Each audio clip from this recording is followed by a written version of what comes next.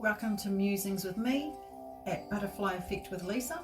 May this generate conscious thinking and discussion for those you love and care about. So in this episode, I'm musing on taking action, or you could also say, just bloody do it. I heard in a program I went to late last year called Motivate for boys with Rev.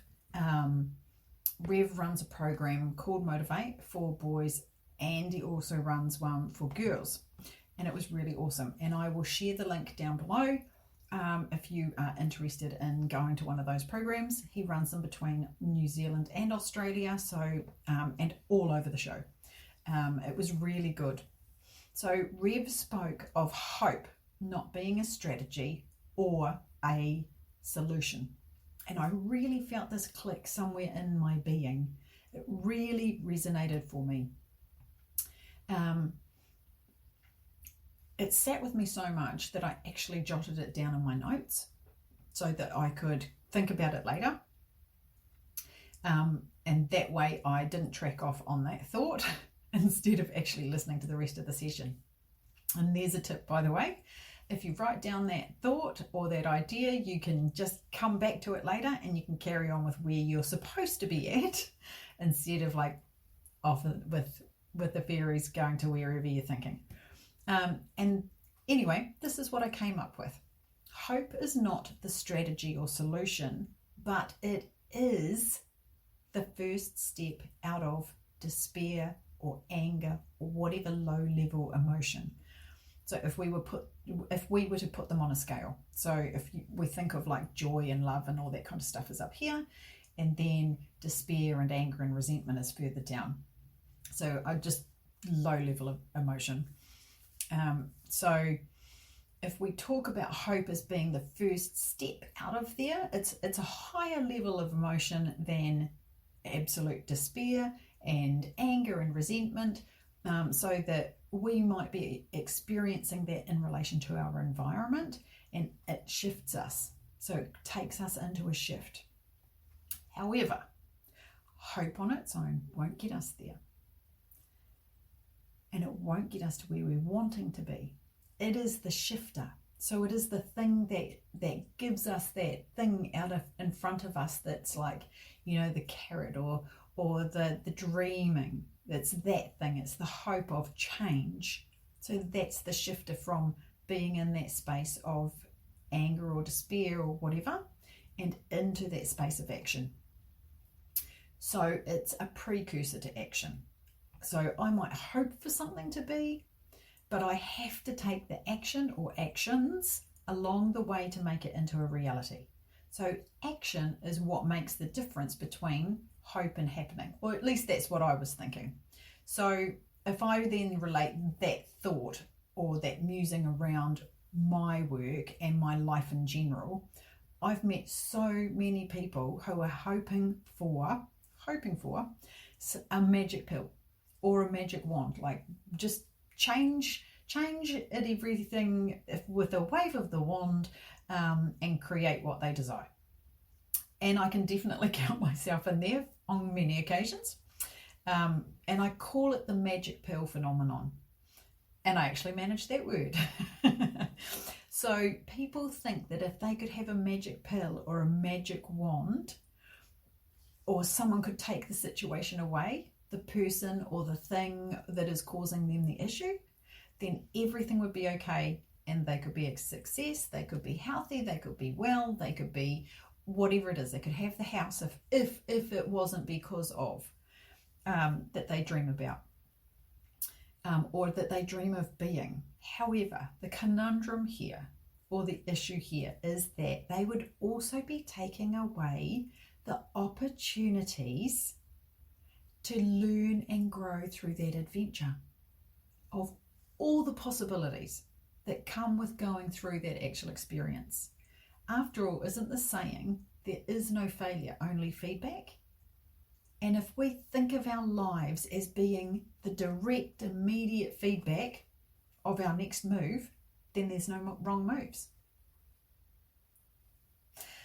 I have definitely learned, and I'm sure many, if not all of you, have learned over the years, that failure in whatever area has often, or at least on occasion, turned out to be a blessing in disguise. So maybe it has been the failure of an exam. I can give you an example of this one. I was in sixth form, which is like year 11. I failed everything. I had to repeat the year. At the end of that year, my mum gave me the option to change schools. So I took her up on it. Very last minute, because I was going to hold out and actually still go back to that school and redo it there. But I made that decision, and she got me into this other school last minute where I could redo all of that. So if I hadn't failed that exam, I wouldn't have had the opportunity to go to another school. I then would not have had the opportunity to meet new friends. At the previous school I'd had a year of being bullied and just a really awful year of school. And so that fed into where I was at with my study and my exams and all the rest of that. And I was wagging school and doing all sorts of other stupid stuff. Because it wasn't a cool place to be. So, as I said, that new school came with new experience, it came with new friends, and if I had never failed, I never would have experienced that. The next one came with my exit interview from coaching. So we had to do a final exit interview where we actually took somebody through a coaching session, and then that was listened to. And I had spent all this time practicing, and some stuff had gone down, and it meant that I wasn't in the frame of mind that I needed to be in to go into that session. And you can hear more about that in one of my other podcasts called To Fail or Not to Fail, or Failure or Not Failure. That is the question. It's in there somewhere. I can put a link in this. And it taught me to listen to myself. I learned to listen more to my inner voice and follow my intuition. Not that I do it all the time, but I definitely, when I get that gut feeling of, you know what, this is not the right time to be doing this, and it's an overwhelming gut feeling, I don't go ahead. But I have to look at and address, is that simply because that's bringing something up for me? Or is it a legitimate, like, you know, there's too much stuff going on in my life at the moment and I can't focus on this? And I did smash out the next one. But go and listen to that one if you'd like to know more about it. So, what failures can you think of that if you had been successful, you wouldn't be where you are now?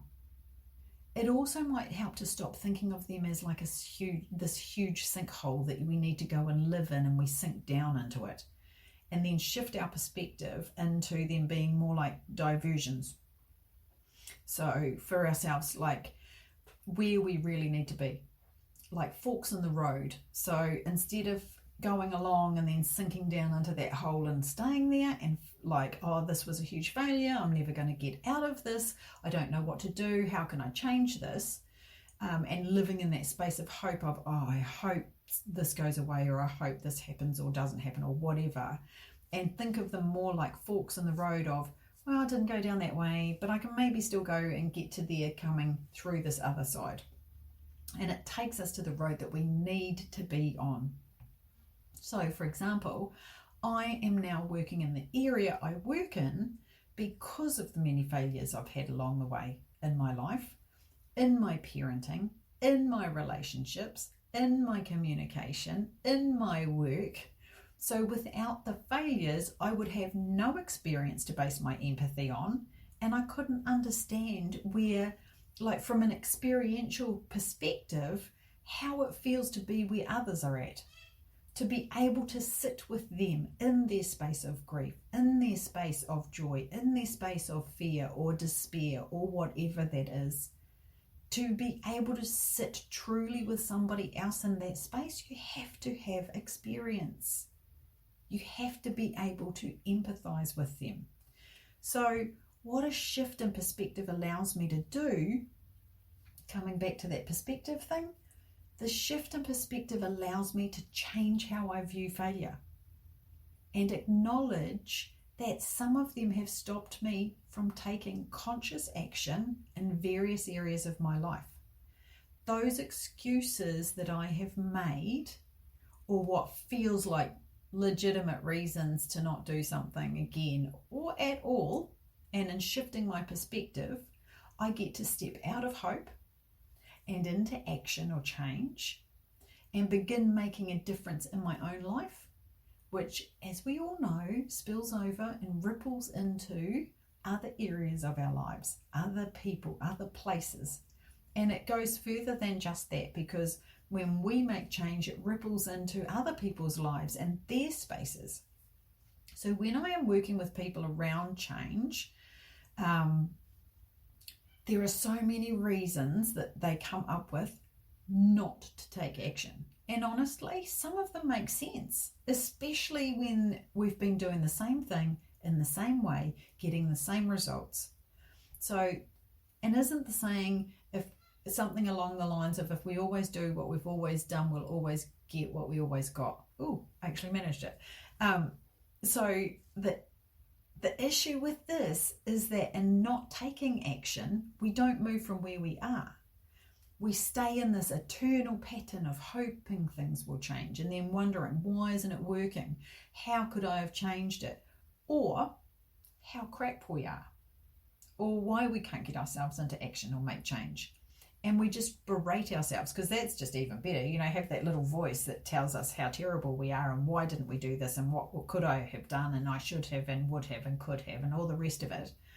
So the other thing is that we may start to take action, but the outcome isn't happening fast enough. And so we tend to lose motivation. Think of like when you're trying to get fit and you feel so uncomfortable in that space. So you tend to want to just give up on whatever it is that you're trying to achieve because you feel sore and all the rest of it.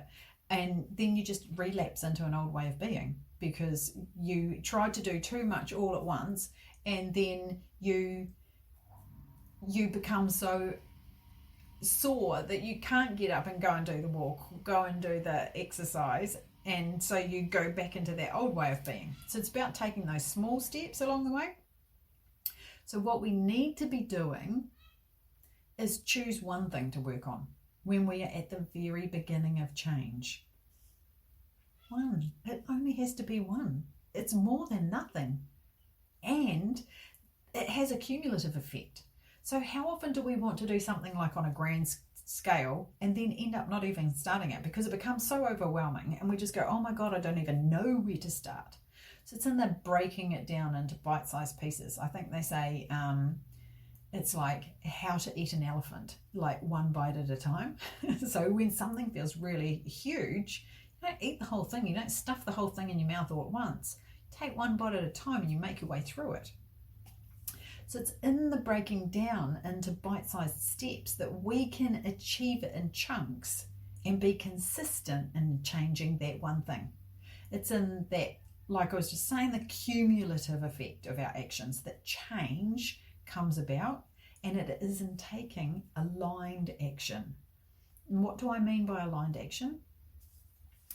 Aligned action, well, what it doesn't mean is only taking action when it feels good to do something. Because if we all did that, half of us would never do anything. I know that's true for me.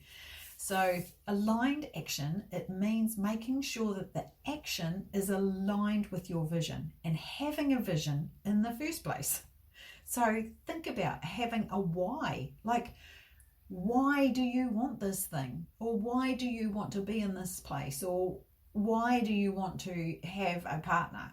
And then taking steps towards the vision.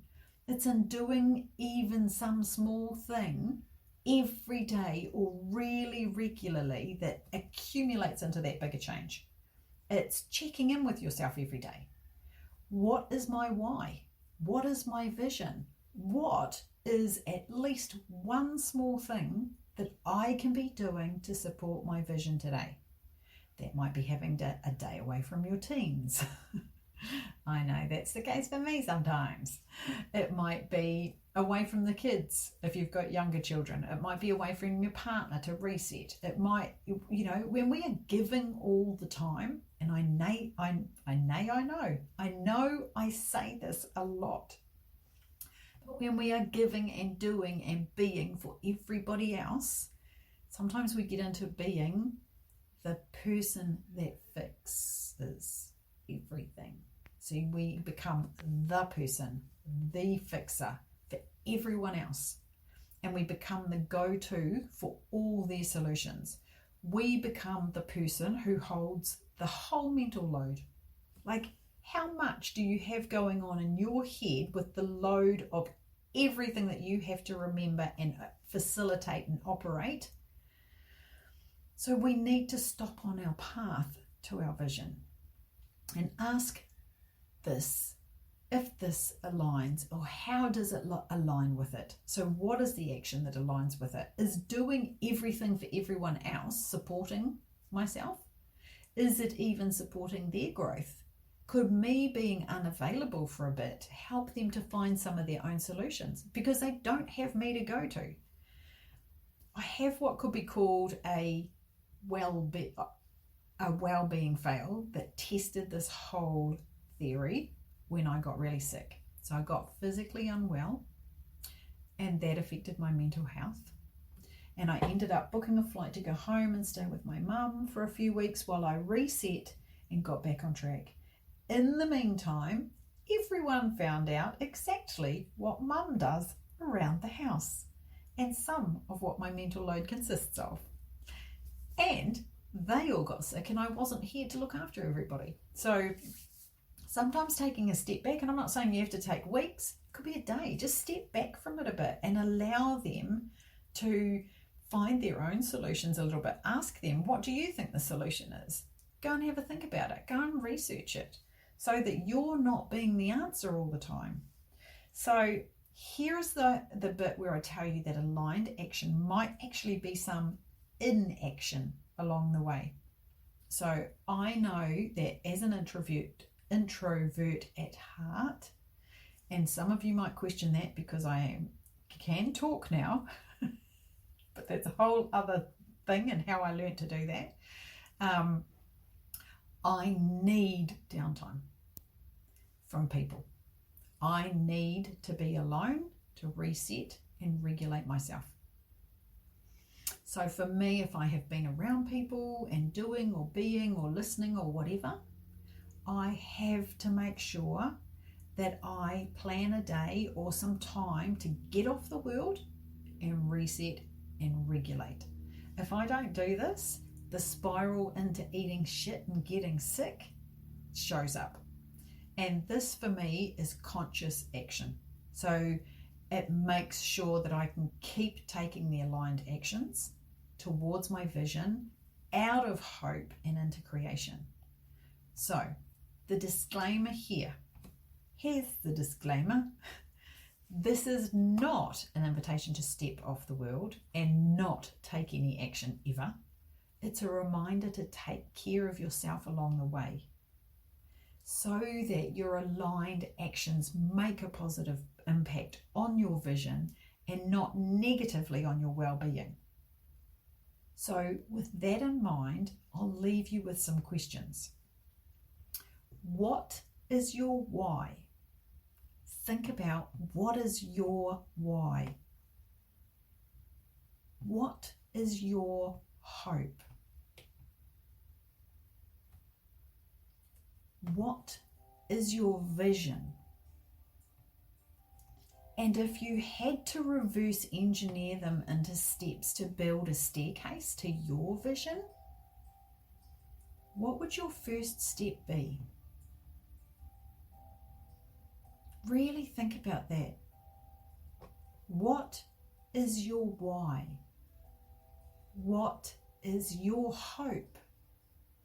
What is your vision?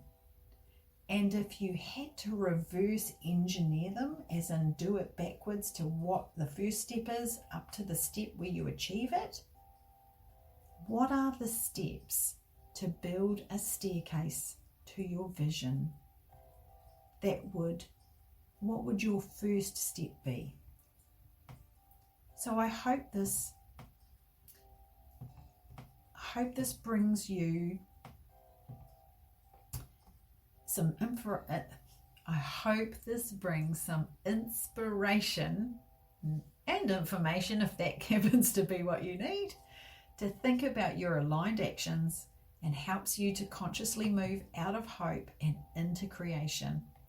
And with mountains and mountains of love from my heart to yours,